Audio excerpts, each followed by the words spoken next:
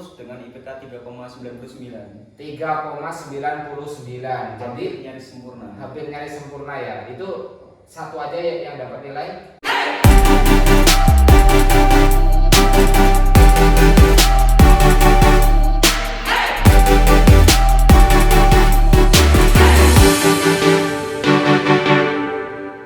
Halo teman-teman, semangat pagi. Pada kesempatan kali ini teman-teman, saya telah bertemu dengan salah satu mahasiswa dan dia menurut saya itu mendapatkan IP di atas 3, bahkan 3,5, hampir 4, hampir sempurna teman-teman. Untuk kali ini oleh karena itu teman-teman kita akan membahas dalam mendapatkan IPK yang bagus. Untuk teman-teman, kalau IPK itu indeks prestasi kumulatif ya kak ya. Kalau IP itu indeks prestasi. Jadi kalau IP itu singkatannya itu, kalau untuk teman-teman yang baru awal masuk kuliah nih, IP itu biasanya per semester. Dapatnya IP. Dapatnya IP per semester ya. Kalau IPK kumulatif dari semester yang sudah ditempuh. Kumulatif dari semester yang sudah ditempuh ya. Gitu. Jadi semester 1 misalnya semester 1 sampai semester 8 dan sebagainya. Tapi sebelum kita bahas, mungkin memperkenalkan diri terlebih dahulu kak, untuk teman-teman kan banyak yang belum kenal nih, nama, alamat, jurusannya apa gitu. Halo, nama saya Andi Adam Rahmanto, alamat saya dari Prinsewu.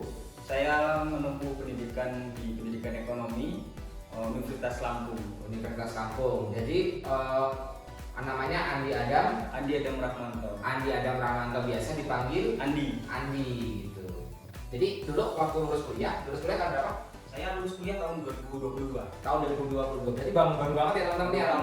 Kemarin aja gitu, beberapa hari yang lalu, beberapa bulan yang lalu kita udah tahun 2022 dan sekarang tahun 2023. Jadi 2023 kan. Jadi artinya itu masih inilah ya, masih fresh graduate lah ya. Nah, kita akan tanya-tanya ketika lulus IPK-nya berapa? Untuk saya waktu itu lulus dengan IPK 3,99. 3,99. Jadi hampir nyaris sempurna ya. Itu satu aja yang dapat nilai B+. Satu dapat nilai B+ gitu. Itu mata kuliah apa yang dapat nilai B+? Itu waktu itu mendapat mata kuliah psikologi pendidikan. Psikologi pendidikan. Jadi memang keadaan ini di jurusannya kan pendidikan ekonomi. Jadi psikologi pendidikan dapat B+. Yang lainnya semua alhamdulillah semua. Jadi 3,99 ya. Luar biasa, besar banget. Gimana sih kak kalau tips atau caranya mendapatkan IPK bagus gitu? IPK bagus itu sebenarnya tergantung dari pribadi masing-masing ya. Jadi ketika kita kuliah itu tentu kan dihadapkan dengan banyak tugas, kemudian ada UAS, ada UTS, itu tuh kita harus mengerjakan dengan maksimal. Kemudian ada hal yang perlu diperhatikan oleh sahabat-sahabat semua. Yang pertama adalah ketika tugas itu tidak boleh dikumpul melebihi dari deadline. Jadi ketika kita mengerjakan tugas misalnya deadline jam 2 siang, ya sebelum itu kita harus sudah mengumpulkan. Karena dosen itu tidak memperdulikan bagaimana jawaban Anda yang pertama, karena yang dosen lihat itu yang pertama ketika dikasih tugas itu seberapa tepat kalian mengumpulkan tugasnya. Ketika itu masih dalam toleransi waktu yang diberikan itu masih diterima, tetapi ketika sudah lewat dari waktu yang ditentukan, walaupun jawaban sahabat-sahabat semua itu bagus dan banyak, itu tidak diterima. Jadi percuma ketika kita sudah mengerjakan lebih banyak tapi ngumpulnya lebih dari deadline gitu kan. Itu ya, dua tips itu ya. Kalau cara belajarnya gimana dulu? Kalau cara belajar saya memaksimalkan ketika kuliah itu saya maksimalkan. Jadi kan untuk penilaian itu tidak hanya dari tugas, dari UTS, dari kuis, tetapi keaktifan di selama kuliah pembelajaran itu juga menentukan. Ketika teman-teman sudah presentasi, kita juga melakukan interaksi, yaitu tanya jawab. Nah, dimaksimalkan di situ, kita banyakkan tanya jawab. Ketika ada pertanyaan, kita juga ikut memberikan sanggahan atau tambahan. Ketika presentator itu sudah memberikan jawabannya, kita juga ikut memberikan tanggapan, ini menurut kita, ini menurut pendapat lain bahwa teori tersebut tidak seperti ini, contohnya seperti itu, begitu Pak. Jadi aktif lah ya. Aktif dalam perkuliahan. Gitu. Kalau cara belajar misalnya mencatat atau lain sebagainya, rajin mencatat. Kalau mencatat harus, karena ketika kita belajar, daya ingat kita kan sangat kecil Kak. Jadi untuk mengingat tersebut kita perlu melakukan pencatatan. Oleh karena itu ketika kita sudah mencatat, kita di rumah bisa mengingat kembali, oh materi ini hal-hal yang penting ini di sini, hal-hal yang perlu kita tekankan di sini. Jadi ketika nanti kita UAS atau UTS atau tiba-tiba kuis dadakan, karena perkuliahan itu kuis itu hal-hal yang sangat tidak bisa diprediksi. Bisa saja ketika kita sudah kuliah tahu-tahu nanti di akhir pembelajaran kita ada kuis seperti itu. Oh seperti itu. Tapi ngomong-ngomong nih ya, sebelum kita bahas ini flashback dulu ya. Ketika SMA, SMP sering dapat juara ya? Kalau SMA saya pernah mendapat juara 3 KSM Ekonomi tingkat kabupaten. Oh, tingkat kabupaten KSM Ekonomi. Tapi masih kalau juara kelas? Kalau juara kelas alhamdulillah selalu masuk 10 besar dan 3 besar. 3 besar, selalu masuk 10 besar dan 3 besar gitu ya. Nah kalau misalnya faktor dosen memberikan nilai gitu menurut pengalaman Kak Adam itu kayak kalau kita menjabat sebagai ketua kelas atau sekretaris kelas atau lain sebagainya itu ngaruh nggak sih? Itu bisa dikatakan juga mempengaruhi ya, karena ketika kita menjadi ketua kelas otomatis kita juga banyak interaksi dengan dosen-dosen. Jadi ketika nanti ada tugas ya kita hanya dihubungi pertama oleh dosen-dosen, jadi secara tidak langsung kalian sudah mendapat nilai plus dari jabatan kalian sebagai ketua kelas tersebut. Tetapi dalam tanda kutip tidak semua ketua kelas itu bisa dikatakan enak, karena banyak juga yang susah-susah. Ketika nanti ngumpulin tugas, teman-teman yang susah ngumpulin, kalian juga yang baru kena marah. Jadi harus pandai memanajemen waktu, kemudian juga memanajemen rekan-rekan di kelas itu juga sangat diperlukan gitu. Jadi kalau ketika kita bicara mempengaruhi, itu juga mempengaruhi.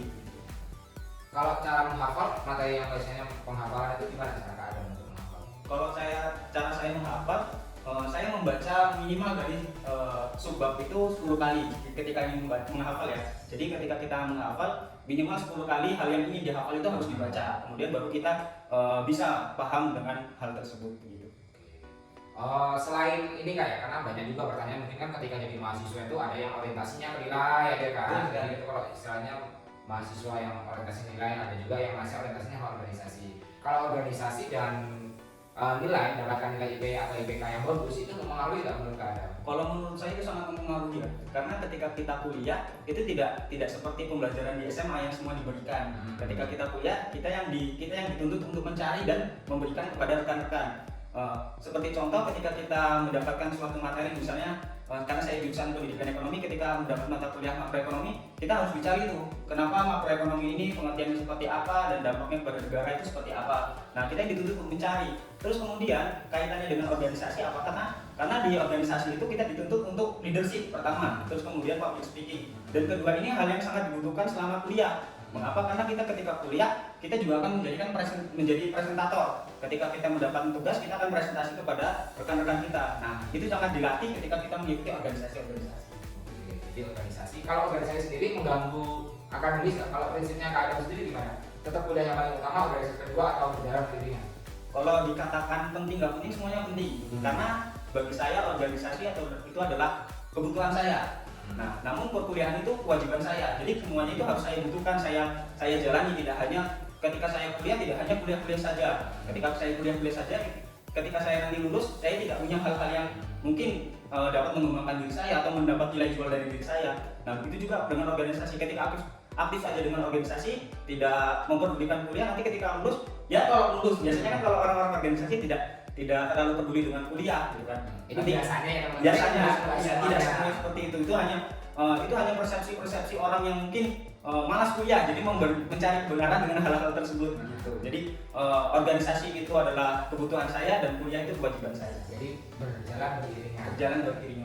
Keduanya. Kalau misalnya pas ada perkuliahan dan ada organisasi nih kegiatan barengan gitu, biasanya cara membaginya gimana? Kuliah kan tidak satu hari penuh. Ketika hal tersebut bersamaan waktunya, saya utamakan kuliah terlebih dahulu. Ketika itu sudah selesai kuliah, baru saya mengikuti kegiatan yang berorganisasi. Nah, kalau misalnya pendekatan dengan dosen itu mempengaruhi kan ya? Betul sekali, itu juga dapat dikatakan mempengaruhi. Nah, kalau Kak Adam sendiri cara melakukan pendekatan dengan dosen itu gimana caranya? Ketika melakukan pendekatan dengan dosen, pertama kita ingin mendekatkan diri. Yang pertama, jangan pernah menolak ketika disuruh dengan dosen.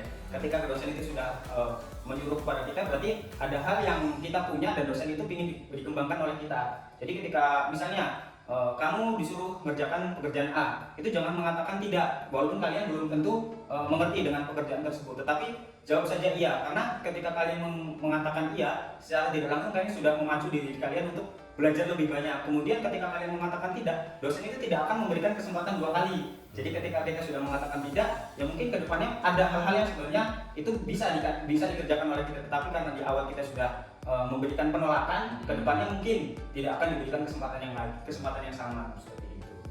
Berarti kita harus paham ataupun memberikan membantu dosen lah ya, apa yang dibutuhkan. Selagi membantu dosen dalam hal baik, kayak tidak melanggar undang-undang lagi aturannya. Kalau kita disuruh hal-hal yang negatif yang enggak, tapi saya yakin sih semua tenaga pendidik khususnya dosen itu menyuruh mahasiswanya dengan hal yang baik lah ya. Betul sekali, karena menurut saya membantu dosen itu tidak hal yang merugikan untuk kita, karena ketika kita membantu hal pekerjaan-pekerjaan tersebut secara tidak langsung kita sudah menambah nilai diri kita dibanding dengan rekan-rekan yang ada di kelas lainnya, minimal seperti itu.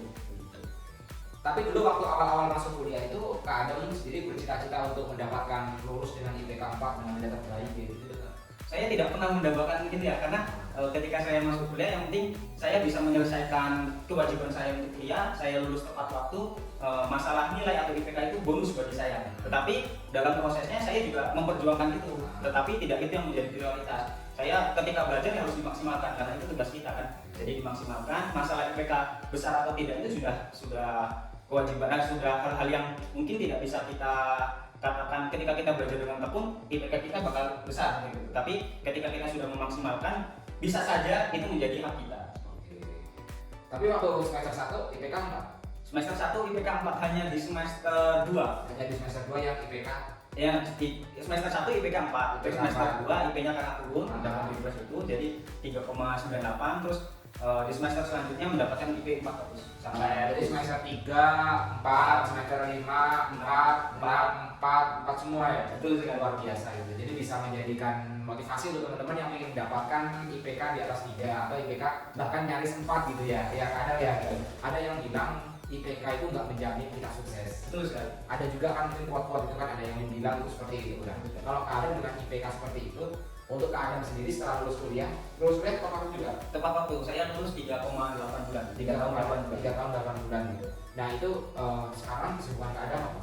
Untuk saya kesibukan sekarang alhamdulillah masih menjadi asisten dosen. Terus kemudian saya juga akan melanjutkan pendidikan ke jenjang S2. Jenjang S2 itu dengan beasiswa. Dengan beasiswa. Dengan beasiswa. Jadi teman-teman ternyata IPK yang tinggi tidak menjamin kita sukses, tapi minimal itu menjadi kepercayaan diri kita untuk memperoleh tahapan selanjutnya. Mungkin hanya itu ya yang bisa kita bagikan untuk teman-teman semuanya yang ada di rumah. Semoga saja bisa bermanfaat.